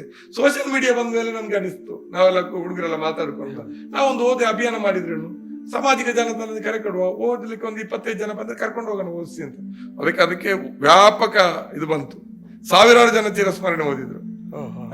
100 ಜನ ನಾವು ಚಿರಸ್ಮರಣೆ ಓದಿ ಕೈಯೂರಿಗೆ ಹೋದ್ವಿ. ಅಲ್ಲಿ ಒಂದಿನ ಹಾಲ್ಟ್ ಆದ್ವಿ, ಅಲ್ಲಿ ಅನುಭವಗಳು ಕಥೆಗಳನ್ನೆಲ್ಲ ಕೇಳಿದ್ವಿ. ಅದೇ ರೀತಿಯಲ್ಲಿ ಕೋಮುವಾದದ ವಿರುದ್ಧ ಏನ್ ಮಾಡ್ಬೇಕು ಅಂತ ಹೇಳಿದಾಗ ನಮ್ಗೆ ಇದು ಸಿಕ್ತು ಪುಸ್ತಕ, ಇವರದು ಖುಷ್ವಂತ್ ಸಿಂಗ್ರ ಟ್ರೈನ್ ಟು ಪಾಕಿಸ್ತಾನ್. ರಾಮಮೂರ್ತಿ ಅವರು ಅದನ್ನ ಡಾಕ್ಟರ್ ರಾಮಮೂರ್ತಿ ಅವರು ತೀರ್ಕೊಂಡ್ರು ಇತ್ತೀಚೆಗೆ, ಅವರ ಅನುವಾದ ಮಾಡಿದ್ರು. ಆ ಪುಸ್ತಕ ನಾನು ಓದಿದ್ನಲ್ಲ, ಇದು ಒಳ್ಳೆ ಪುಸ್ತಕ. ದೇಶ ವಿಭಜನೆಯ ಕರಾಳ ಕಥೆಗಳಿದೆ, ಇದು ಓದಿದ್ರೆ ಜಾಗೃತಿ ಹುಟ್ಟಬಹುದು ಕರಾವಳಿ ಯುವ ಜನರಿಗೆ ಅಂತ ಶುರು ಮಾಡಿದ್ವಿ. ಅದು ಹೆಂಗ್ ಬೆಳೀತಾ ಅಂದ್ರೆ ಅದು ರೀಪ್ರಿಂಟ್ ಆಯ್ತು ಪುಸ್ತಕ ಅಭಿಯಾನದ ಟೈಮಲ್ಲಿ. ಅದರ ಜೊತೆಯಲ್ಲಿ ಮಾಂಟೋ ಪುಸ್ತಕ ಓದಿಸಿದ್ವಿ. ಇವರದು ಕುಲ್ದೀಪ್ ನಯ್ಯರ್ ಅವರ ಒಂದು ಬದುಕು ಸಾಲದು ಅಂತ ಆತ್ಮಕಥೆ ಓದಿಸಿದ್ವಿ. ಬರ್ಕೋಟ್ ಕಂಡ ಭಾರತ ಓದಿಸಿದ್ವಿ, ಕನ್ನಡ ಅನುವಾದ, ಇದೆಲ್ಲ ಓದಿಸಿದ್ವಿ. ಅದು ಎಂತ ಅಭಿಯಾನ ಅಂದ್ರೆ 1000 ಜನ ಅಭಿಯಾನಕ್ಕೆ ಸಾಮಾಜಿಕ ಜಾಲತಾಣದಲ್ಲಿ ತಿಳ್ಕೊಂಡ್ರು. ಆಮೇಲೆ ಗಿರೀಶ್ ಕಾರ್ನಾಡ್ರ ವಿರುದ್ಧ ಬಹಳಷ್ಟು ದ್ವೇಷ ಹರಡಿದ್ರು. ಅವ್ರು ಸತ್ತಾಗ ಅವರಿಗೆ ಗೌರವ ಕೊಡ್ಬೇಕು ಅಂತ ಹೇಳಿ ಗಿರೀಶ್ ಕಾರ್ನಾಡ್ರ ಕೃತಿಗಳ ಓದು ಅಂತ ಮಾಡ್ಕೊಂಡು ಸಿರ್ಸಿಗೆ ಓದಿ ಸಮಾರೋಪ ಮಾಡಿದ್ವಿ. ಅವರದ್ದು ತಲೆದಂಡ ಇದು ಎಲ್ಲ ಇತ್ತಲ್ಲ ತುಗಲಕ್ ಎಲ್ಲ ಓದಿಸಿದ್ವಿ. ಆಮೇಲೆ ಇವರದು ತೇಜಸ್ವಿ ಅವರ ಜುಗಾರಿ ಕ್ರಾಸು, ಅವರ ಜನಪ್ರಿಯ ಪುಸ್ತಕಗಳಲ್ಲಿ ಅದೆಲ್ಲವನ್ನು ಕೂಡ ನಾವು ಓದಿಸಿದ್ವಿ. ಈ ರೀತಿ ಓದುವ ಅಭಿರುಚಿಯನ್ನು ಹುಟ್ಟಿಸ್ಬೇಕು ಅಂತ. ಚಳವಳಿ ಅಂದ್ರೆ ಡ್ರೈ ಅಲ್ಲ, ಪ್ರತಿಭಟನೆಗಳು, ಘೋಷಣೆಗಳು, ಧಿಕ್ಕಾರಗಳು ಮಾತ್ರ ಅಲ್ಲ, ಇದು ಕೂಡ ಚಳವಳಿಯ ಭಾಗ. ಇದರಿಂದ ಒಂದು ತಲೆಮಾರು ಪ್ರಜ್ಞಾವಂತ ಆಗತ್ತೆ ಅಂತ ದೇಶ ಓದು ಕೋಶ ನೋಡು ಅಂತ ನಾವೊಂದು ಯುವಕರ ತಂಡ ಕಟ್ಕೊಂಡು ಮಾಡಿದಂತ ಅದಂತೂ ಬಹಳ ರಿಚ್ ಎಕ್ಸ್ಪೀರಿಯನ್ಸ್ ಕೊಟ್ಟಿದೆ. ಜನನುಡಿ ಅಂತೂ ಸಾಹಿತ್ಯ ಅನ್ನುವಂತಹದ್ದು ಪ್ರತಿರೋಧದ ಭಾಗವಾಗಿ ಬಂದಿತ್ತು. ಕರ್ನಾಟಕದಲ್ಲಿ ಬಂಡಾಯ ಸಾಹಿತ್ಯನೇ ಹುಟ್ಕೊಳ್ತು ಅಲ್ವಾ, ಪ್ರಗತಿಶೀಲ ಪಂಥ ಆದ್ಮೇಲೆ ಬಂಡಾಯ ಸಾಹಿತ್ಯಗಳು. ಆದ್ರೆ ಬಂಡಾಯ ಸಾಹಿತ್ಯದಲ್ಲಿ ಇದ್ದವರೇ ಶ್ರೀಮಂತ ಶಿಕ್ಷಣದ ವ್ಯಾಪಾರಿಗಳ ನುಡಿಸಿರಿಯಲ್ಲಿ ಹೋಗಿ ಭಾಗವಹಿಸುವಂತದ್ದೆಲ್ಲ ಕಂಡಾಗ ನಮ್ಗೆ ನಾವಾಗನು ಸ್ವಲ್ಪ ನೆತ್ತರು ಬಿಸಿ ಇತ್ತಲ್ಲ, ಪಿಚ್ ಅನಿಸ್ಲಿಕ್ಕೆ ಶುರುವಾಯ್ತು ಇದೇನಿಂತ. ಆವಾಗ ನಾವು ಎಲ್ಲ ಗೆಳೆಯರು ಸೇರ್ಕೊಂಡು ಜನನುಡಿ ಆರಂಭ ಮಾಡಿದ್ವಿ. ಜನನುಡಿ ಬಹಳ ದೊಡ್ಡದಾಗಿ ಬೆಳೀತು, 5-6 ಸೀರೀಸ್ ನಡೀತು. ಇನ್ನು ಮಾಡ್ತೀವಿ, ಕೊರೋನಾದ ನಂತರ ನಿಂತಿದೆ, ಮಾಡ್ತೀವಿ. ಅದರಿಂದ ನಮ್ಗೆ ನಮ್ಮ ಆಸಕ್ತಿ ಈ ರೀತಿ ಕೇವಲ ಪ್ರತಿಭಟನೆ ಹೋರಾಟ ಅಂತಲ್ಲ, ಓದು ನಮ್ಗೆ ಇದೆಲ್ಲ ಸಾಧ್ಯ ಆಗತ್ತೆ ಅಂತ ಗೊತ್ತಿರ್ಲಿಲ್ಲ. ಅಲ್ಲಿ ಕೆಲಸ ಕೇಳಿದ ಮೇಲೆ ಸಾಧ್ಯ ಆಯ್ತಲ್ಲ, ನಮ್ಮ ಒಳಗಡೆ ಇಷ್ಟು ಶಕ್ತಿ ಇದೆ ಅಂತ ಗೊತ್ತಾಗಿತ್ತು. ಅದಕ್ಕೆ ನಾನು ಯುವಕರಿಗೆ ಹೇಳೋದು, ಯುವ ಜನರಿಗೆ ಹೇಳೋದು, ಜನ ಸಾಹಿತ್ಯ ಸಮಾವೇಶ ಬೆಂಗಳೂರಲ್ಲಿ ಮಾಡಿದ್ರಲ್ಲ, ಬಿಜೆಪಿ ಸರ್ಕಾರ ಸಾಹಿತ್ಯ ಸಮ್ಮೇಳನವನ್ನೇ ಧರ್ಮಾಧಾರಿತವಾಗಿ ಮಾಡ್ಲಿಕ್ಕೆ ಹೊರಟಾಗ ಜನ ಸಾಹಿತ್ಯ ಸಮ್ಮೇಳನ ಮಾಡಿದ್ವಿ. ನಾವು ಯುವಕರಿಗೆ ಹೇಳುವಂತದ್ದು, ಯೂತಿಗೆ ಹೇಳುವಂತದ್ದು ಲೀಡರ್ಶಿಪ್. ನನ್ನೊಳಗೆ ಒಬ್ಬ ಲೀಡರ್ ಇದ್ದಾನಂತ ನನ್ಗೆ ಗೊತ್ತೇ ಇರಲಿಲ್ಲ. ನಿಮ್ ಜೊತೆ ಎಷ್ಟು ಮಾತಾಡೋದು ಬಿಡಿ, 2 ನಿಮಿಷ ಮಾತಾಡುವಷ್ಟು ನಮಗೆ ಸ್ಕಿಲ್ ಇರಲಿಲ್ಲ. ಯಾರು ಲೀಡರ್ಗಳು ದೊಡ್ಡ ದೊಡ್ಡ ಮನೆತನಗಳಿಂದ ಹುಟ್ಟಿ ಬರೋದಾ, ಲೀಡರ್ಗಳ ಹೊಟ್ಟೆಯಲ್ಲಿ ಲೀಡರ್ಗಳು ಹುಟ್ಟೋದಾ? ಅಲ್ಲ, ಬಡವರ ಮನೆಯಲ್ಲಿ ಲೀಡರ್ಗಳು ಹುಟ್ಟಬೇಕು, ಬಡವರ ಮಕ್ಕಳು ಬೆಳಿಬೇಕು ಅಂತ ಹೇಳ್ತಾರೆ. ಬಡವರ ಮಕ್ಕಳು ಬೆಳಿಬೇಕು ಅಂತ ಆದ್ರೆ ಬಡವರ ಮನೆಯಲ್ಲಿ ರಾಜಕೀಯ ನಾಯಕರುಗಳು, ಕಾರ್ಯಕರ್ತರು ಹುಟ್ಕೊಳ್ಬೇಕು, ಬಡತನವನ್ನು ಅರ್ಥ ಮಾಡ್ಕೊಳ್ಬೇಕು. ನಾವು ಬಡತನದಿಂದ ಬಿಡುಗಡೆ ಹೊಂದೋದು, ನಾವು ಶ್ರೀಮಂತರಾಗೋದಲ್ಲ, ಇಡೀ ಸಮೂಹವನ್ನ ಬಡತನದಿಂದ ಹೊರಗಡೆ ತರೋದು ಬಡವರ ಮನೆ ಮಕ್ಕಳಿಗೆ ಮಾತ್ರ ಸಾಧ್ಯ. ಬಡತನವನ್ನು ಅನುಭವಿಸಿದ ಮಕ್ಕಳಿಗೆ ಮಾತ್ರ ಸಾಧ್ಯ. ಹೆಂಗೆ ಜಾತಿ ತಾರತಮ್ಯ, ಜಾತಿಯ ಅಸ್ಪೃಶ್ಯತೆ, ಒಂದು ಅಸ್ಪೃಶ್ಯತೆ ಕುಟುಂಬಗಳಿಂದ ಬಂದವನಿಗೆ ಎಷ್ಟು ತಡ್ತದ, ಕೋಮುವಾದವಾದ ಅರ್ಥ ಆಗೋದು ಕೋಮುವಾದದ ಬಲಿಪಶುಗಳಾದಂತ ಅಲ್ಪಸಂಖ್ಯಾತ ಸಮುದಾಯಗಳಿಗೆ ಹೇಗೋಣ, ಇದು ಹಾಗೆ ಸಾಧ್ಯ. ಶ್ರೀಮಂತರಿಂದ ಬಂದವರು ಒಳ್ಳೆಯವರಲ್ಲ ಅಂತಲ್ಲ, ಮೇಲ್ಜಾತಿಗಳಿಂದ ಬಂದವರ ಹತ್ರ ಪ್ರಾಮಾಣಿಕತೆ ಇಲ್ಲ ಅಂತ ಯಾವತ್ತೂ ಹೇಳಲ್ಲ ನಾವು. ಅದು EMS ನಂಬೂದ್ರಿಪಾಡಿಂದ ಹಿಡ್ಕೊಂಡು ಕರ್ನಾಟಕದಲ್ಲಿ BV ಕಕ್ಕಿಲಾಯವರವರೆಗೆ ದೊಡ್ಡ ತ್ಯಾಗಗಳನ್ನು ಮಾಡಿದ್ದಾರೆ. ಕೃಷ್ಣ ಶೆಟ್ಟರು ಅವಂತಿದ್ರು ಮೇಲ್ಜಾತಿಗಳಿಂದ ಬಂದವರು, ಫ್ಯೂಡಲ್ ಜಾತಿಗಳಿಂದ ಬಂದವರು ಮಾಡಿದ್ದಾರೆ, ಇಲ್ಲ ಅಂತಲ್ಲ. ಆದ್ರೆ ಹೆಚ್ಚು ಸಾಧ್ಯ ಆಗೋದು ಬಡತನದ ನೋವು, ಜಾತಿಗೆ ಅಸ್ಪೃಶ್ಯತೆ ನೋವು, ಕೋಮುವಾದದ ನೋವು, ತಾರತಮ್ಯದ ನೋವು ಅನುಭವಿಸಿದವರು ಬಂದಾಗ ಬಡವರ ಮನೆಯ ಮಕ್ಕಳು ಬೆಳೀಲಿಕ್ಕೆ ಸಾಧ್ಯ ಆಗುತ್ತೆ. ಆದ್ರೆ ನಾವು ಪ್ರಾಮಾಣಿಕತೆಯನ್ನು ಉಳಿಸ್ಕೊಳ್ಬೇಕು. ನಾವು ಕೋಟು ಬುಟ್ಟು ಹಾಕೋದು, ನಾವು ಕಾರಲ್ಲಿ ಓಡಾಡೋದಲ್ಲ. ನಾನೀಗ 25 ವರ್ಷದ ಎಕ್ಸ್ಪೀರಿಯನ್ಸ್ ಆದ್ರೂ ನಾನು ಟೋಲ್ ಗೇಟ್ ಅಲ್ಲಿ ನನಗೆ ಟೋಲ್ ಇರಲಿಲ್ಲ, ನಾ ಬೈಕಲ್ಲಿ ಓಡಾಡ್ತಾ ಇದ್ದಲ್ಲ. ಆದ್ರೆ ಟೋಲ್ ಶೋಷಣೆ ವಿರುದ್ಧ ಹೋರಾಟ ಮಾಡಿದೆ. ಈಗಲೂ ನನ್ನ ಓಡಾಟ ಬೈಕಲ್ಲೇ. ನಾನು ಬಡತನದಿಂದ ಹೊರಗಡೆ ಬರುವಂತದ್ದು ನಮಗೆ ಮುಖ್ಯ ಆಗಬಾರ್ದು. ಸಮಾಜವನ್ನ ಶೋಷಣೆಗೊಳಗಾದವರನ್ನೇ ಅದರಿಂದ ಹೊರಗಡೆ ತಂದಾಗ ಅದರಿಂದ ನಾವು ತೃಪ್ತಿ ಪಡಬೇಕು. ಎಲ್ರು ಒಳ್ಳೇದಾದಾಗ, ಎಲ್ರಿಗೂ ಕೋಟು ಸೂಟು ಹಾಕುವಂತ ಅವಕಾಶ ಬಂದಾಗ, ಎಲ್ರಿಗೂ ಕಾರಲ್ಲಿ ಓಡಾಡುವಂತ ಅವಕಾಶ ಬಂದಾಗ, ಎಲ್ರಿಗೂ ಲಕ್ಸುರಿ ಲೈಫ್ ಮಾಡುವಂತ ಅವಕಾಶ ಬಂದಾಗ ನಾವು ಲಕ್ಸುರಿ ಲೈಫ್ ಮಾಡೋಣ. ಇದು ನನ್ನ ಒಂದು ಥಿಯರಿ, ಸಿದ್ಧಾಂತ, ನನ್ನ ಸಿದ್ಧಾಂತ, ನನ್ನ ಲೈಫ್ ಸ್ಟೈಲ್. ಪ್ರಿಯ ವೀಕ್ಷಕರೇ, ಮುನೀರ್ ಕಾಟಿಪಳ್ಳಿ ಅವರು ಹೇಳಿಕೊಂಡಂತೆ ಹೋರಾಟ ಅಂತ ತಕ್ಷಣ ಒಂದು ಆಸಕ್ತಿ ಇಲ್ಲದ, ಅದು ಎಡಪಂಥೀಯ ಚಿಂತನೆಯ ಹೋರಾಟ ಅಂದ ತಕ್ಷಣ ಒಂದು ನಮ್ಗೆ ಯಾರಿಗೂ ಒಂದು ರೀತಿ ಆಸಕ್ತಿನೇ ಬರಲ್ಲ. ಏನೋ ಬಿಡಪ್ಪ ಬೀದಿಗಿಳಿದು ಒಂದು ಹೋರಾಟ ಮಾಡ್ತಾರೆ ಅನ್ನೋ ರೀತಿಯ ಒಂದು ವಾತಾವರಣದಲ್ಲಿದ್ದಾಗ ಕೇವಲ ಹೋರಾಟ ಅಂತಂದರೆ ಧಿಕ್ಕಾರಕ್ಕೆ ಹೋಗೋದು, ಘೋಷಣೆಗೆ ಹೋಗೋದು ಅಷ್ಟೇ ಅಲ್ಲ, ಸಾಹಿತ್ಯ, ಒಂದು ಸಾಂಸ್ಕೃತಿಕ ರಾಜಕಾರಣದ ಜೊತೆಗೆ ಎಲ್ಲವುಗಳನ್ನು ರೂಢಿಸಿಕೊಂಡು ಹೋಗೋದೇ ಹೋರಾಟ ಅನ್ನುವಂಥದ್ದನ್ನು ಮುನೀರ್ ಕಾಟಿಪಳ್ಳಿ ಅವರ ಇಷ್ಟೊತ್ತು ಮಾತಿನ ಜೊತೆಗೆ ನಾವು ಅರ್ಥ ಮಾಡ್ಕೊಂಡಿದ್ವಿ.